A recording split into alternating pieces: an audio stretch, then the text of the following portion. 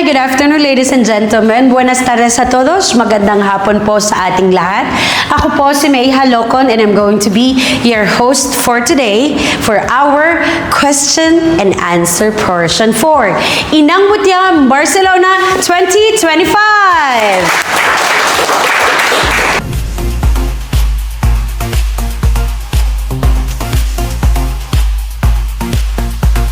Sa puso ng Europa, sa gitna ng makulay na kultura, mga bagong bituin ang sumisikat.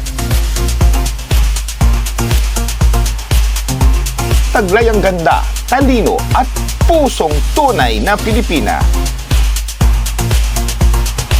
Kilalanin ang isa-isa sa mga ilaw ng ating komunidad.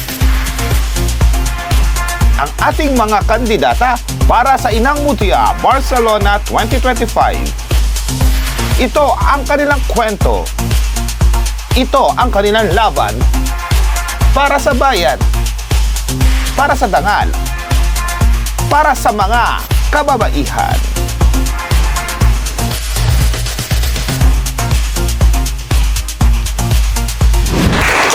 Yan. Meron din po tayong live audience, ladies and gentlemen.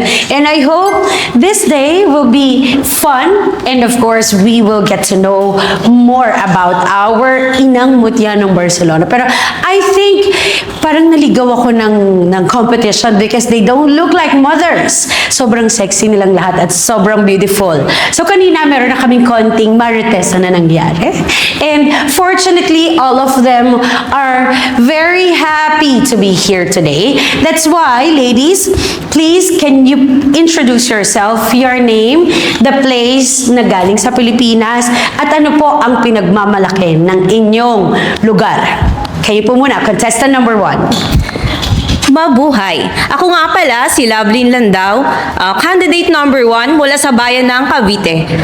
Ako po ay 37 taong gulang. Ang pinagmamalaki po ng aming bayan ay ang pagiging matapang. Yes! Thank you so much. Congratulations, contestant number 1. Let's go to contestant number 2. Mabuhay! Ako si Jaymalyn Karahay, candidate number 2. Nakatira sa Antipolo, Rizal. Ang pinagmamalaki ng Antipolo ay ang kasoy. Wow! Maraming kasoy. salamat po. Contestant number 2, baka may sample ka ng kasoy. No, I'm just kidding. Alright. Joke lang po, pinapatawa ko lang kayong lahat para mawala yung nervousness na yan. Let's go, contestant number 3. Mapagpalang hapon po sa ating lahat. Ako nga pala po si Marisa Aguilera Malillos, nakilala sa tawag na Maris. 49 years old, may 2 anak. Tubong Candelaria, Quezon. Pinagmamalaki po ng bayan ng Candelaria ay ang pagiging matapat.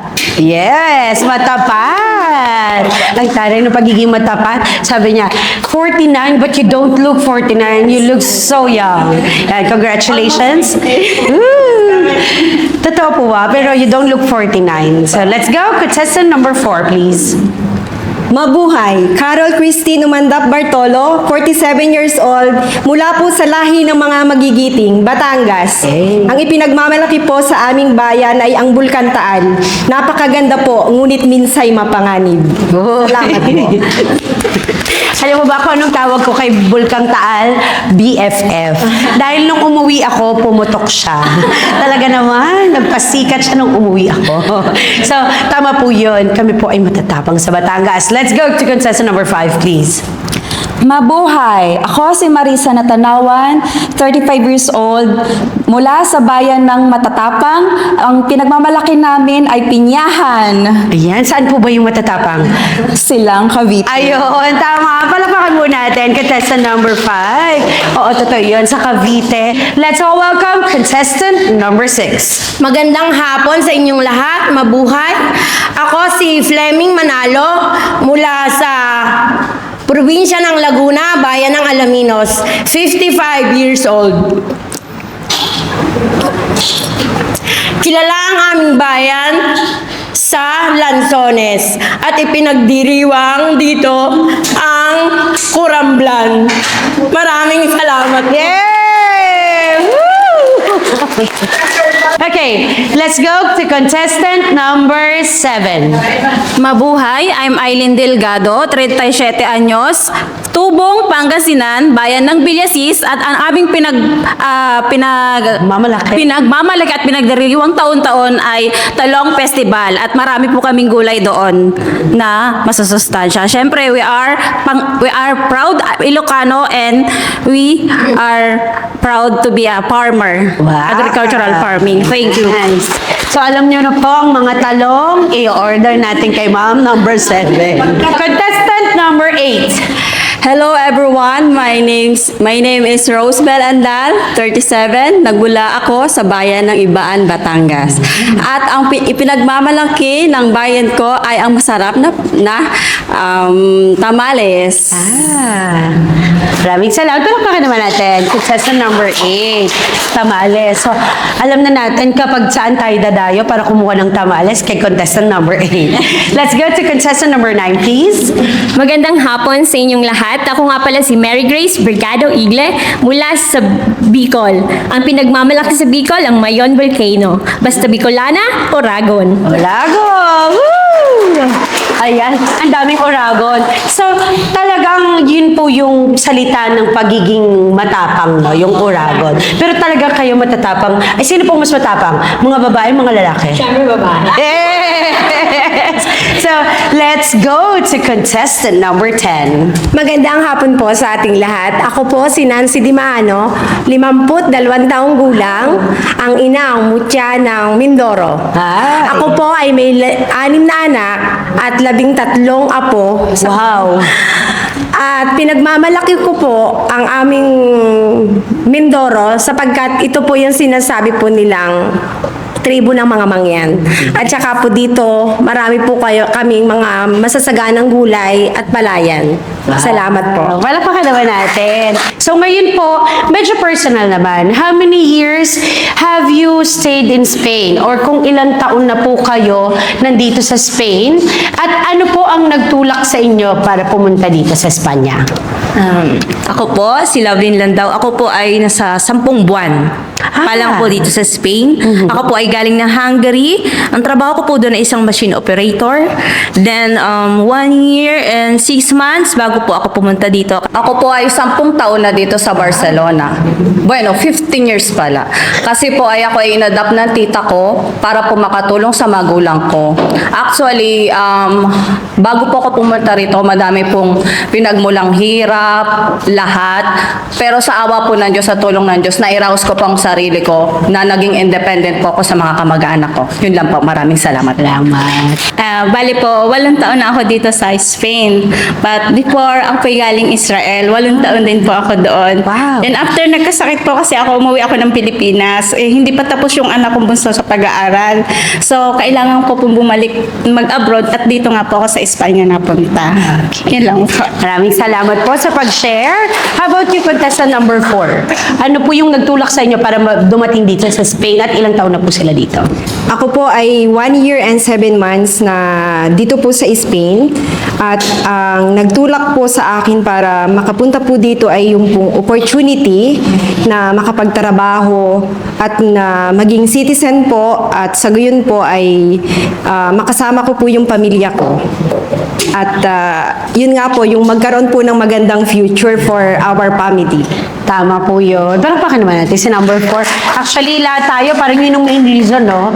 Is para makatulong talaga sa pamilya. Ayan. So, how about contestant number 5? Ako ay 1 year and 8 months na dito sa Barcelona.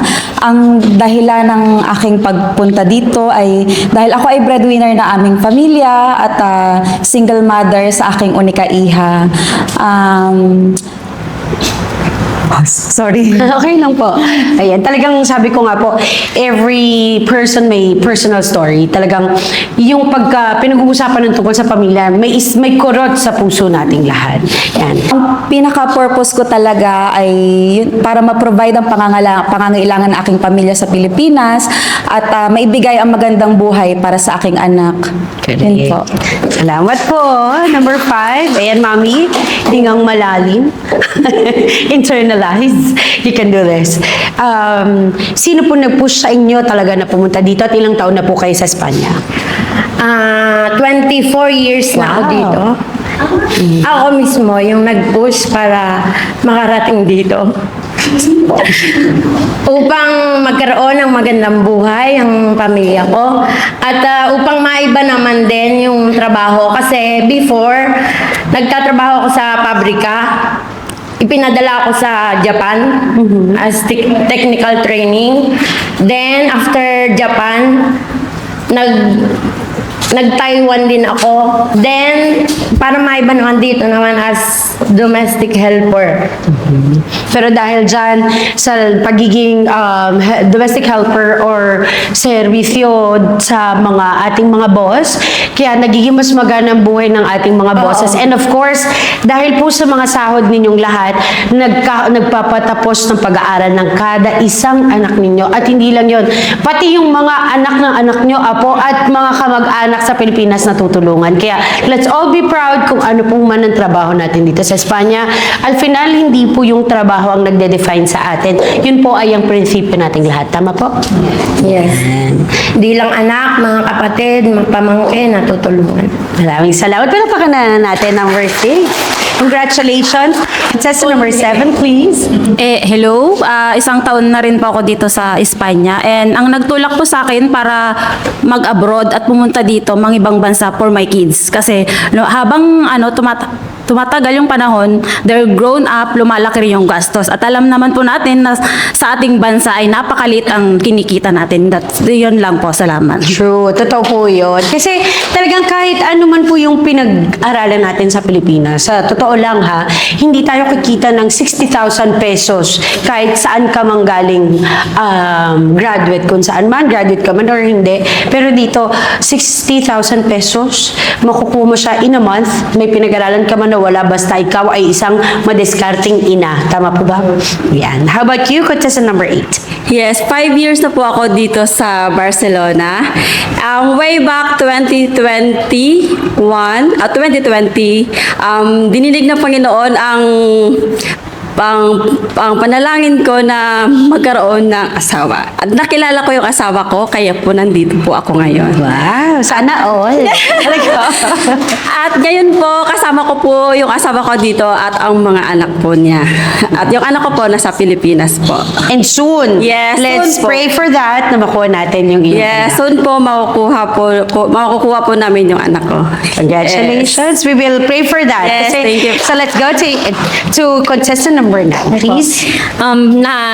Bilang isang breadwinner po ng family, kasi dalaga pa po ako na pumunta ng Spain, yun po nagtulak sa akin para makatulong sa Uy. emotional na Okay lang po. sa family ko. Sorry. It's okay. Kapatid ko kasi Ma'am, itatay na kayo.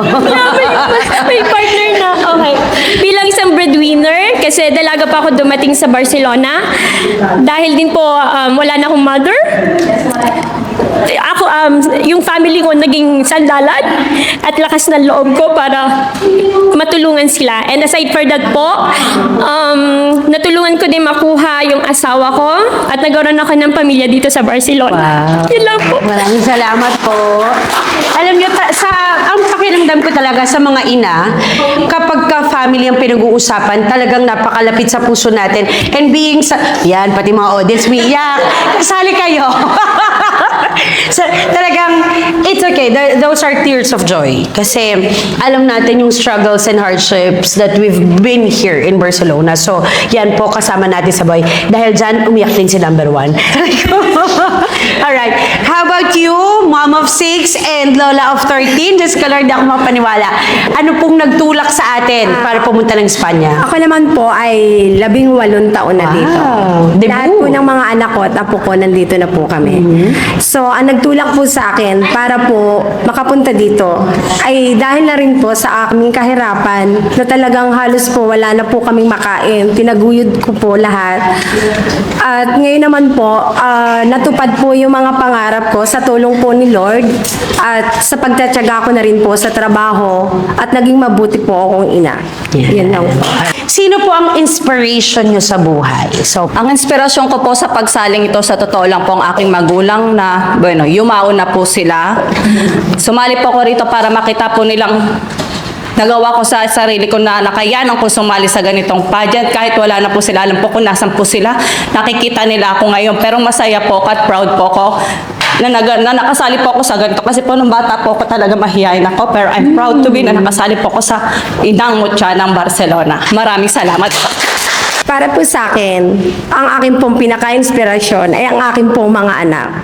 Kasi po, lahat gagawin ko para sa kanila, sa aking pamilya, at handa ko pong isakripisyo lahat ang aking kahirapan sa trabaho para po sa aking mahal sa buhay. At isa na rin po ang ating bansang Pilipinas. this is the very first time that you're going to join the pageant, and I hope that you will enjoy the experience because all of you are winners already. Lahat po kayo panalo na kasi marami po talagang nakapila sa listahan para sumali, pero kayo po ay nasala, kumbaga sa strainer, sa Pansit Canton. Kayo po yung mga luto na pansit. So, kayo po ay maging masaya, manalo matalo, pero as we say, lahat po kayo ay winners na sa pageant na ito. So speaking of pageant, ano po ang ibig sabihin ng kagandahan sa inyo? Ang kahulugan ng kagandahan ay hindi lamang makikita sa panlabas nating kaanyuan, kundi ito po ay nasa nilalaman ng ating puso. At yun po yung mahalaga dahil nagre-reflect po ito sa atin. Sa personality po natin, nagre-reflect kung papaano tayo makikitungo sa ating kapwa.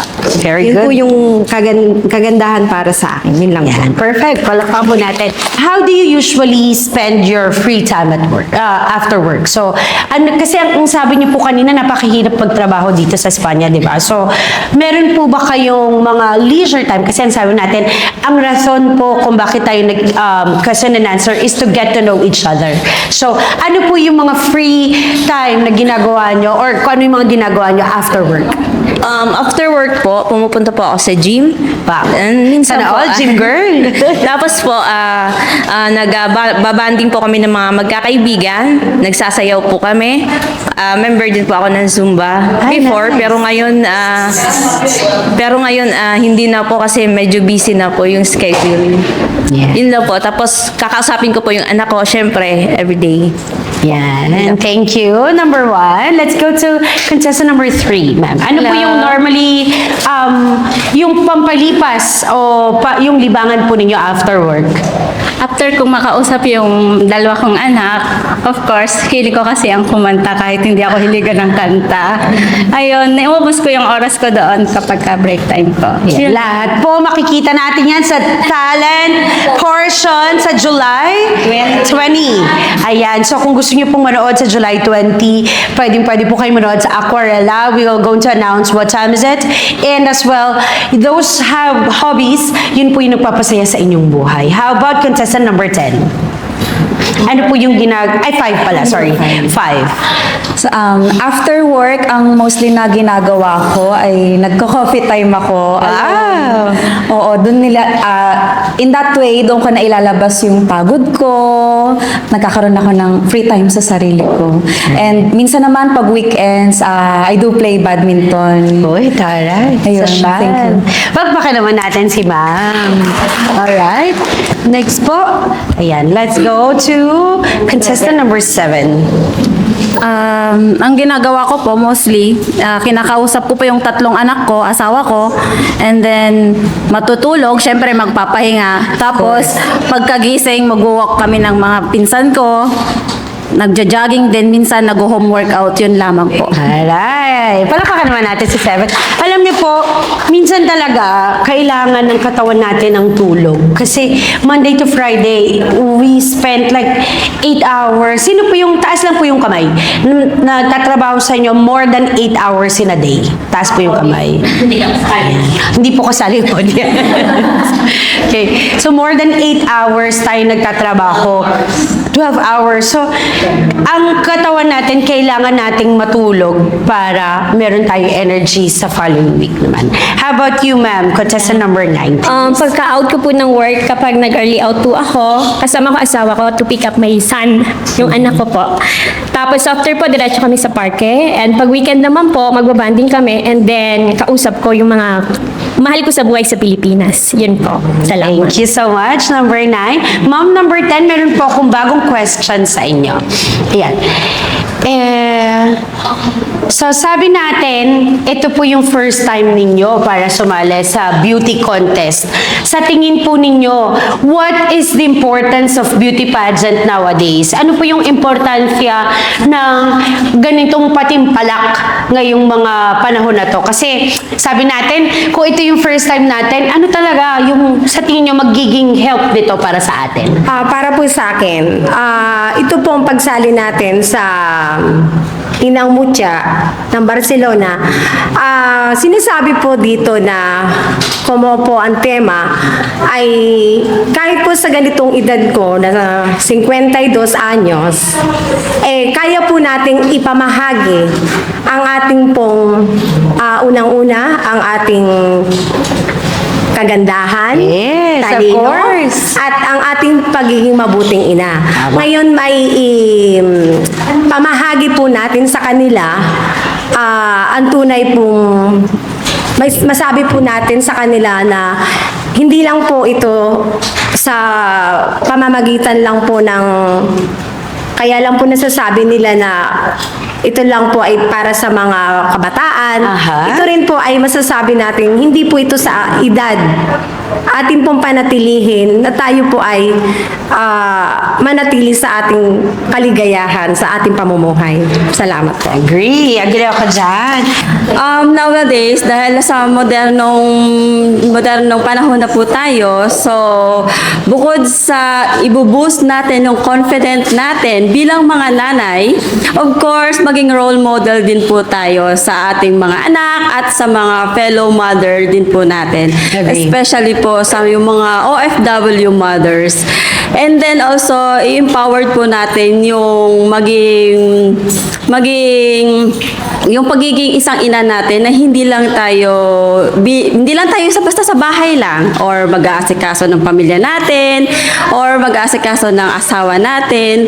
Also, kailangan din po natin na yung bang mag-empower din natin na kailangan natin meron mag-socialize din tayo as motherhood ng bahay at also sa bayan po natin. Tama. Palakpakan naman natin si Mami. Ayan na po. Mahalaga ang ganitong patimpalak para sa mga kababaihan upang maipakita natin na hindi lang mga lalaki ang may lugar. Nagiging emotional po talaga siya every time. Hindi lang mga lalaki ang may lugar sa komunidad. Malaki ang papel ng mga babae sa ating komunidad. Tama po. Kaya palakpakan natin si Mami number 6. Despite of our silent battle as an OFW, dito po ay maipapakita natin na yung pagiging matatag natin bilang isang ina, makapag-inspire po tayo sa ibang tao at ang kahalagahan din po nito ay para maboost nga po yung aming confidence. Correct. At lalong-lalo na po sa aming mga anak, sa ating pong mga anak, maging inspirasyon din po nila kami balang araw kung magkaroon na po sila ng kanilang sariling pamilya. Ma'am, ano po yung importance sa inyo ng pageant na ito personally? Personally po, sa Inang Mucha, ang pinaka-inspirasyon po dito sa pageant na to, kagaya ko po, naging single mother po ko, and now, awa ng Diyos, nakatagpo po ko ng karelasyon na maayos. na-experience ko maging single mother. So that's why I want to be proud na kahit sa mental health, depression, physical, gusto ko pong mapakita sa inyo na pagiging isang inang mutya, maging proud po tayo na kaya natin maging confident sa sarili natin na kahit isa po tayo naging nanay, ay kaya natin ganapin ang pagiging isang inang mutya ng Barcelona. Maraming salamat. Yay!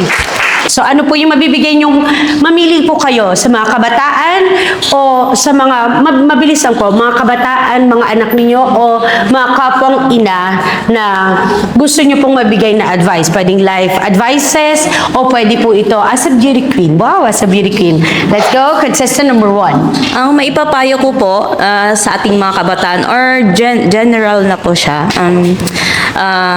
sa buhay, hindi po maiiwasan ang mga struggles, challenges.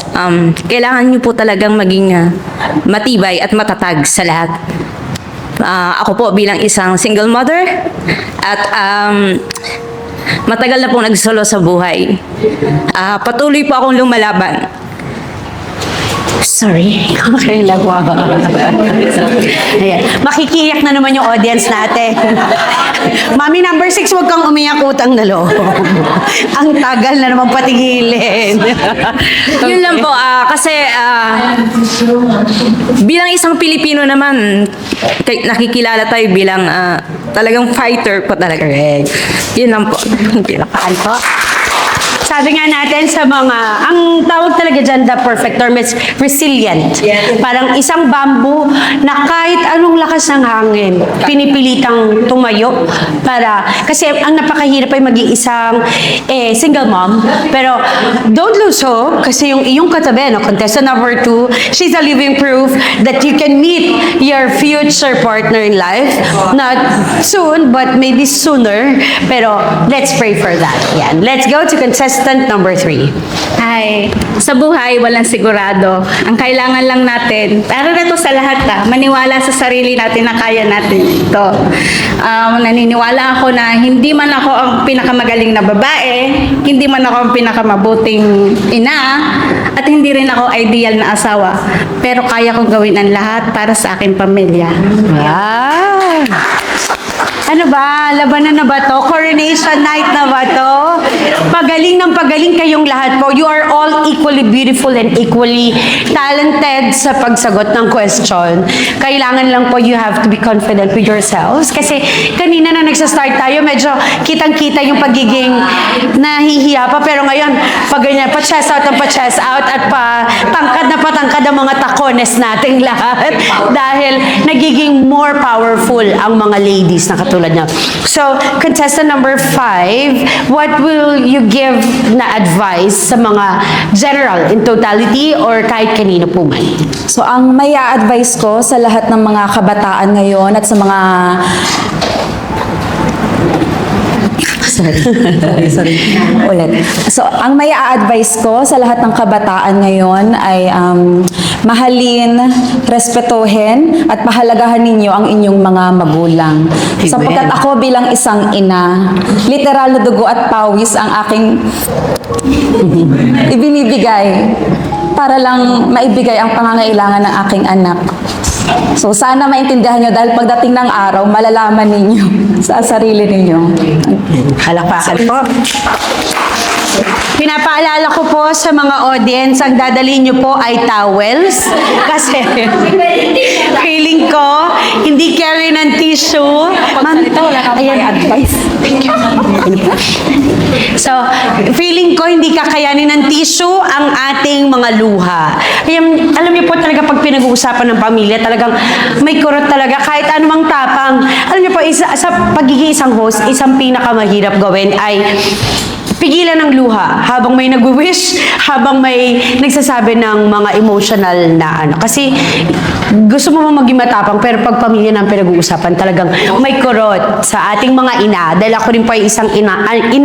So, contestant number 7, ano po ang mapapayo ninyo sa lahat na pwedeng life challenges na pwede nyo pong maging payo sa ating lahat? Ang may papayo ko po sa lahat, syempre sa atin, habang nabubuhay tayo, hindi tayo nawawala ng problema.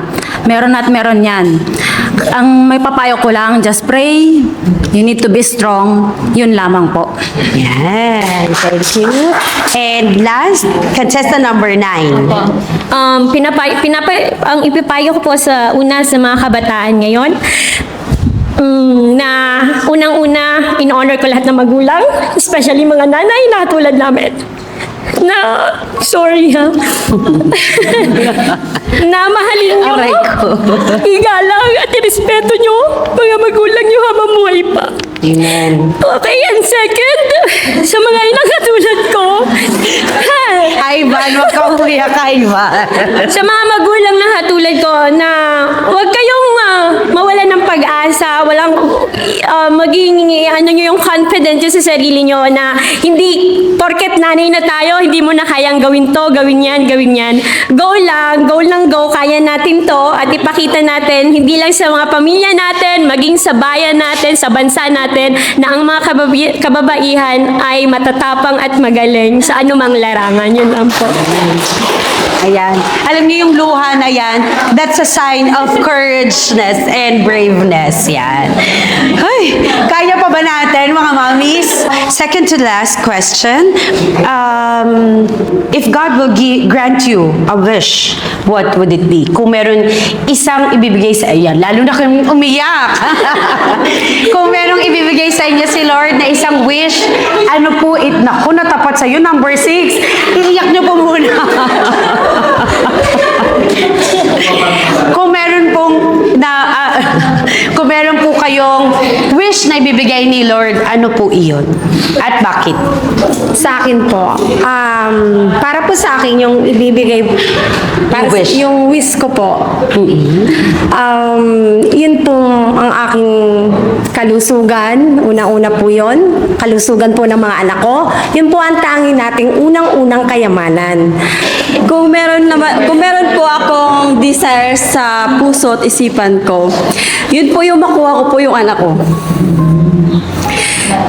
Dahil kagaya din po ng ibang fellow mothers ko dito, I went na, naging single mother din po ako. At sa matagal na panahon, naging malayo din po ako sa anak ko. At yun po ang gusto ko pong putulin na. And Iyak na naman hopefully, kayo. by next year or by the soon or next year, makuha ko na po yung anak ko. At yun po yung makapagbigay ng peace of mind po sa akin at kaligayahan. Yan lamang po, maraming salamat. Kung bibigyan ako ng kahilingan ng Diyos, sana makapilo ko yung nanay ko.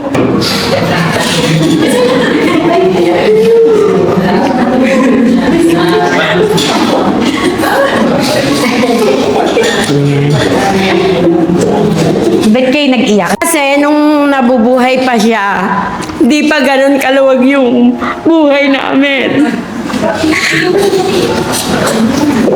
So ngayon na okay na ako. Kaya ko na siyang bigyan ng lahat ng pwede niyang gustuin. Wala naman na siya. So yun yung hiling ko. Palakpakan naman natin si Mami. Mami, pag umiyak ako. Wag na po.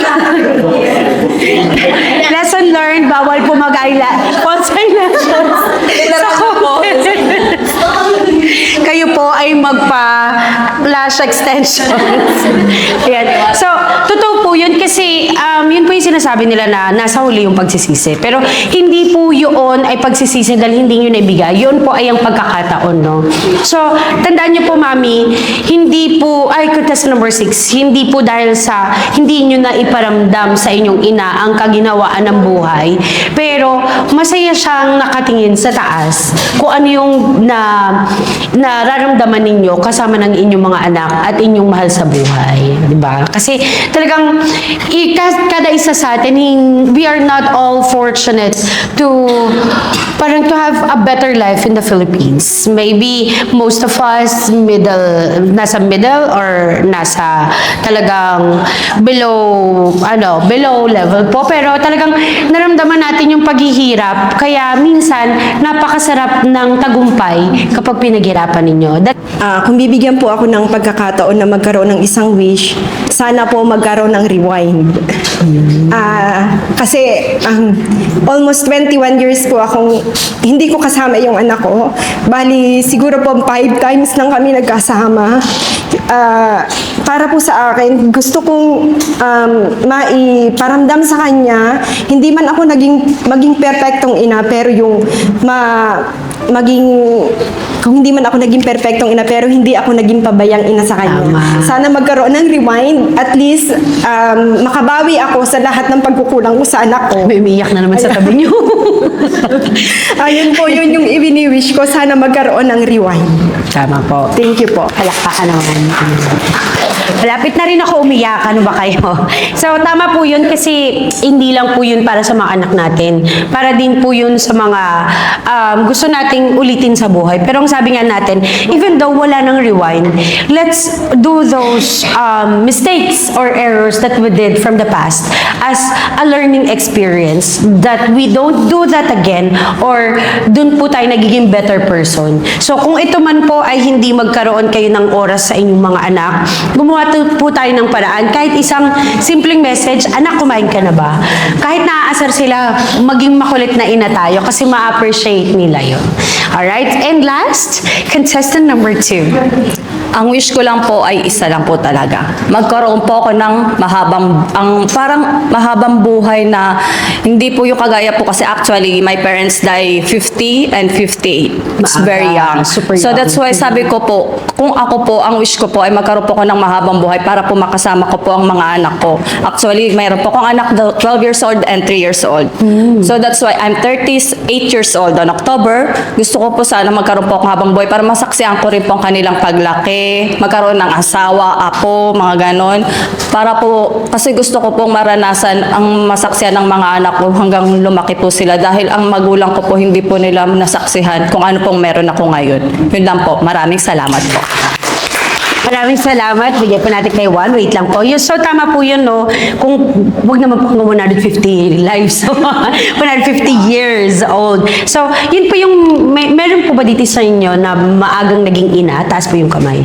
Ilang taon po sila? 14. Oh my God. Ang advantage po ng pagiging maagang ina, katulad ko rin po, 18 years old, para na kami magkakapatid. So, hopefully, kapag even though na, life is too short, always treat each day as your last day. Kasi, hindi nyo alam kung kailan yung last day ninyo. So, kailangan po, always say, I love you. Kung meron man away sa family, alam ko po masakit minsan sa ego natin. Pero, walang masama na tayo minsan yung bababa. Pero pagka sobra na, pray na lang tayo.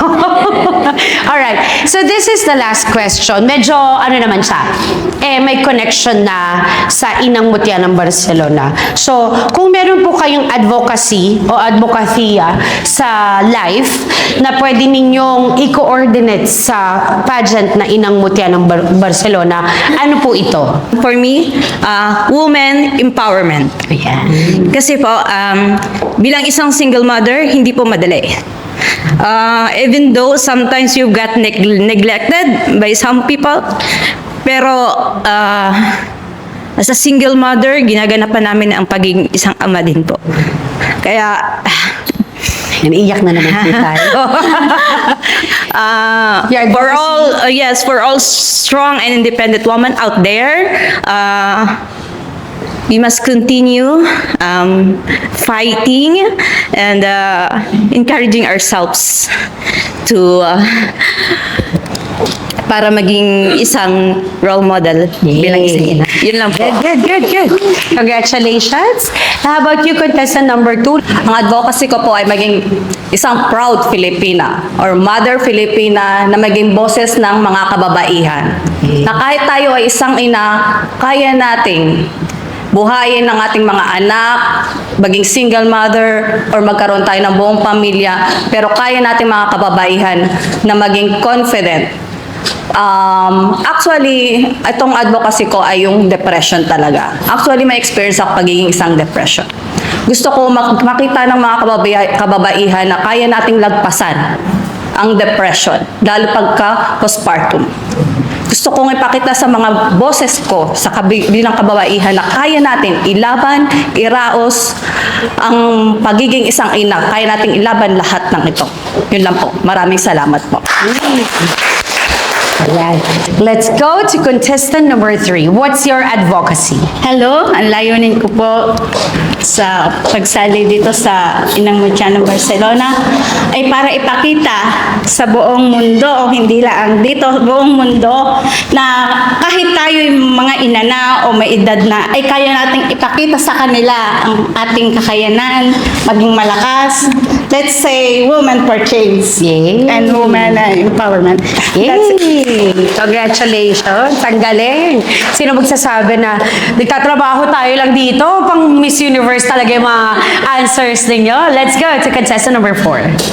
I want to share my journey and experience as an OFW because we are the Filipino heroes. At ang ma-share ko din po yung pagiging matatag ko bilang isang ina. Sapagkat tayong mga ina, wala tayong inuurungan kahit na anong laban, kaya natin. Kaya yun lamang po yung masasabi ko na advokasya ko, na maging matatag tayo bilang isang ina, bilang babae, dahil hindi sa lahat ng pagkakataon ay binibigyan tayo ng Diyos ng ito nga po ng pagkakataon na maging ganap na ina. Kaya gamitin po natin na maging maayos sa lahat po ng ating mga layunin sa buhay, maging maganda po yung maging resulta kung ano man po yung nais natin. Yun lamang po. Ganda. Congratulations. Ang ganda po na inyong advocacy. So, contestant number 5, ano pong advocacy nyo bilang contestant ng Inang Mutya ng Barcelona 2025? So bilang contestant ng Inang Mutya ng Barcelona, ang aking advokasya ay kung mabibigyan ng pagkakataon ay magkaroon ng isang organisasyon o ng samahan para sa lahat ng kababaihan, mapa-single mother man o hindi, na dumaan sa emotional abuse na para magkaroon ulit na manumbalik ang ating confidence sa sarili. Yan lang. Man. Let's push that. You know, meron talagang ginagawa yung ating Consulate of Barcelona for the women who are abused, not just physically, verbally, and emotional abuse as well. So, maganda po yun sa isang advocacy. Actually, from contestant number 1 to contestant number 5, you have very beautiful advocacies, and hopefully, it's not just by joining this pageant. Hopefully, mag-push through po yan. Maybe tutulungan kayo ni Sir Ivan kung sino mang organization ang pwede nating masamahan para ma-push yung advocacy na yan. Okay, contestant number 6, what's your advocacy of being a contestant here in Inang Mutya ng Barcelona? Ang advocacy ko bilang contestant ay maging aktibo sa Filipino community dito at makatulong dun sa mga walang trabaho. In case na yung mga walang trabaho, pwede kayong lumapit sa akin at pwede ko kayong ipasok sa trabaho ko. Kasi palagi namang nangangailangan ng trabaho nagtatrabaho ako sa bukiria. So lagi diyang may available na So yung mga yun yung advocacy ko. Nice. Maging aktibo sa Filipino community at mawala yung stage fright. Palamakan natin si contestant number 6. Mami number 7, forward tayo ng konti. What will be or what is your advocacy as a contestant of Inang Mutya ng Barcelona 2025? My advocacy is, alam naman natin na once na naging nanay na tayo, nawawala yung confidence natin eh. For example, our body, our figure, nagiging losyang na, tumataba na. Ang gusto ko po, kung kaya nila, kaya din nating mga nanay, stay fit, healthy. Kasi ako mahilig talagang mag-exercise, home workout, eating healthy. Kasi pag healthy tayong nanay, mapro-provide po natin ng mabuti ang mga pangangailangan ng ating mga anak. Kasi pag once na ikaw ang nagkasakit, wala na lahat. So, Totoo. kaya natin yan, mga mami. Amen! Yes. Okay, alam niyo po, talagang napakaganda po ng advocacy na yun, ha. Hindi lang po sa exercise, hindi lang po eating healthy. Pwede rin po yung peer pressure, which is, if you're in a good circle ng friends, kahit anong body type mo, kahit malaking-malaki ka man, maliit na maliit, kasi it doesn't mean na malaki yung katawan mo, hindi ka healthy, eh.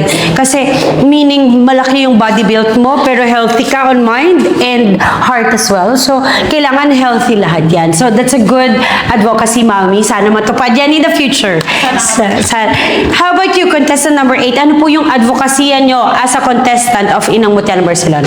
Ang advocacy ako dahil on my own experience bilang lahat ng isang inang OFW, isang inang larawan ng isang tunay na pagmamahal, dakila at isang yung nakikita yung mga anak natin ay naiiwanan natin sa Pilipinas at sila ay nakasama yung ating mga magulang. Ang advocacy ako doon ay yung bang yung magkaroon tayo ng isang komunidad o isang community na magkasama-sama na kailangan po natin na ipaintindi sa ating mga anak na hindi dahil malayo tayo sa kanila, iniwala natin sila sa Pilipinas. Yun ay dahil gusto natin. Hindi lang siya basta gusto natin, kundi kailangan gawin natin dahil sa magandang kinabukasan ng anak. Kagaya ko, kahit magkalayo kami ng anak ko, yes, it's a decade already.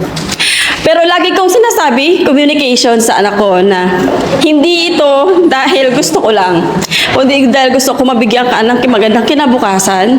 So, para ito ay isang komunidad na natin sa ating mga anak na ito ay ang gagawin natin ay isang pagsamahan na or kung ano po ang pwede natin gawin na para i-reach out natin sa mga anak natin na maintindihan nila kung ano ang ibig sabihin ng ginagawa natin, na kahit malayo sila, kasi mahirap din sa ating mga anak as ating mga magulang na malayo, walang kasing sakit sa ina at sa anak na magkalayo ng mahabang panahon. So yun lamang po. Maraming salamat.